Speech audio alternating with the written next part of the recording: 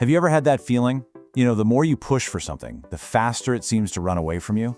It's like your own excitement actually backfires and creates resistance.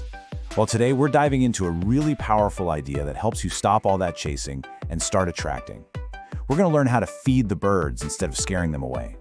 This quote right here from John Barry, this is the key to everything. The bird of paradise alights only upon the hand that does not grasp. It's this beautiful paradox, right? The things we want most, whether in life or in business, they often come to us only when we stop trying to force them, when we stop grasping. So the real question is, how do we do that? How do we create that open hand? It all starts with a really simple analogy. So first up, the hard sell mistake. Let's talk about the big thing most of us get wrong. We end up spooking the birds. I mean, seriously, picture it. You're in a park, you want to feed the birds. Would you just run full speed at them, screaming about your bread? Of course not. It's a ridiculous image, right? You'd scare every single one of them into the next county. And yet, this is exactly what so many of us do in a professional setting. We charge in, yelling about our fresh bread, and then we stand there wondering why everyone flew away.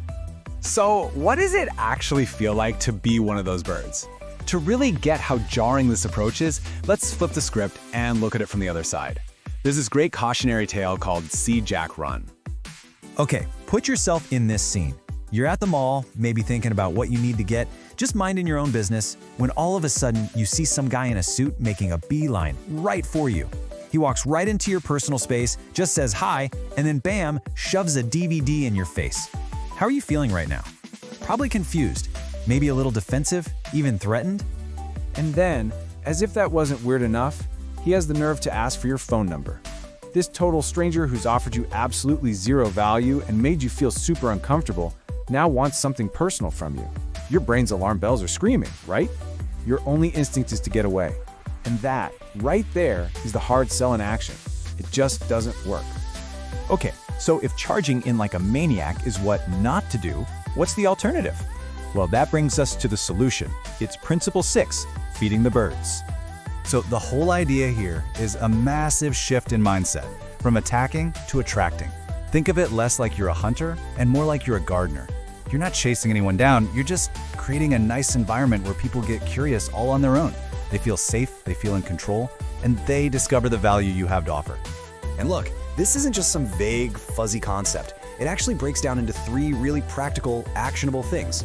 How you physically move, how you start the conversation, and then finally how you gently introduce your idea. Let's start with that physical approach. All right, section 3, the indirect approach. Let's get into the nitty-gritty of how this works. This is so fascinating, isn't it? The second someone sees you zeroing in on them from across a room, their subconscious alarm bells just start ringing like crazy. Their defenses go straight up. The smarter way? Move indirectly. Find a reason to be near them that isn't about them. So, once you're physically in the same space, how do you start talking without setting off those alarms? You find a totally natural, low-pressure excuse. You see they have a cool car, you give them a sincere compliment. You see them reading a book, you ask what they think of it. Or you just make a lighthearted comment about the crazy long line you're both stuck in. The goal is to start a human conversation, not a sales pitch. And this part is absolutely crucial. After you make that initial connection, you have got to be patient. If you immediately pivot to your amazing opportunity, you've just thrown all that careful, subtle work right out the window. You're right back to yelling, "Fresh bread!" at the top of your lungs. You have to let the conversation breathe. Okay, next up, dressing in context. Now, there's another really important layer to this whole indirect approach, and it's something you might not even think about: what you wear. So our source material asks this brilliant question. What is it? Should you be dressed to the nines in a tuxedo or ready for a party in a toga? Well, as you can probably guess, the answer is neither. You know that old advice that says always dress a cut above the person you're meeting? Well, that can actually backfire. It can make you seem out of touch, or worse, like that weirdo in the suit from the mall story. The much smarter approach is to simply dress in context. Going to a picnic? Dress for a picnic. Meeting at a coffee shop? Dress for a coffee shop. A 3-piece suit at a car wash is just absurd. You want to fit in, not stand out for all the wrong reasons. And this really gets to the heart of it all. The point of how you dress isn't just about making you look sharp. It's about making the other person feel comfortable and at ease.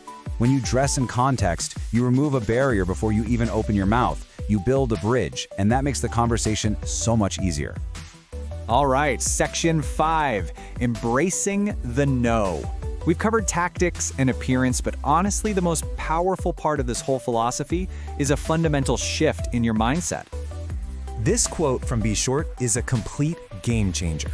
It just reframes the entire goal. We tend to think that success means avoiding the word no, but this tells us the exact opposite. Success isn't about dodging the no's. It's about understanding that they are a necessary and frankly much larger part of the process of collecting those precious yeses. 55-1. Just let that ratio sink in for a second. For every small jug of yeses you collect, you're going to fill a massive 55-gallon drum with no's. When you truly get that, when you internalize it, the fear of hearing no just kind of melts away. A no is no longer a failure. It's just a data point. It's just one more scoop out of that big drum, getting you that much closer to the next yes. And this, right here, is the ultimate takeaway. Stop focusing so much on the outcome of every single interaction. Whether you get a yes or you get a no, you are moving forward. A yes moves you closer to your goal. A no also moves you closer to your goal because it's a required step along the path. The only real way to fail is to stop moving altogether. So, I'll just leave you with this to think about. What would happen if you stopped grasping for the yes? What if your only goal was to simply keep moving forward, scattering a little bread, having a good conversation, taking one more step? How might that one simple shift change absolutely everything for you?